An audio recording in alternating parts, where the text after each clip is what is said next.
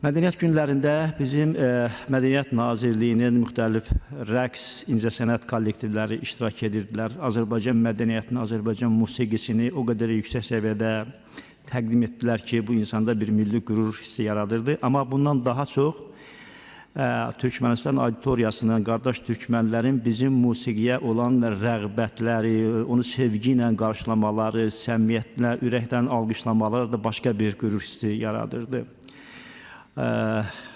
Türkmənlərin Kuştəpli rəqsi əgər bir sufi ibadəti idisə, Azərbaycan Milli Xoreografiya kollektivinin təqdim etdiyi Qazağı rəqsi də tam bir döyüş, tam bir qalibiyyət sərgisi idi. Ancaq orada bəlli oldu ki, bizim xoreografların təqaüdə çıxma yaşı 65-dir. 65-dir. Ancaq biz bilirik ki, rəqs etmək nə qədər böyük cəldlik tələb edir, nə qədər çətin bir məsələdir. Elə oradaca bu kollektivin bəzi üzvləri dedilər ki, biz 40 yaşından sonra artıq bu qabiliyyətimizi itiririk. Şübhəsiz ki, cəldlik, şübhəsiz ki, müxtəlif mürəkkəb konfigurasiyada yaradan hərəkətlər. Ancaq 40 yaşından sonra özümüzə biz yeni peşə seçməli oluruq.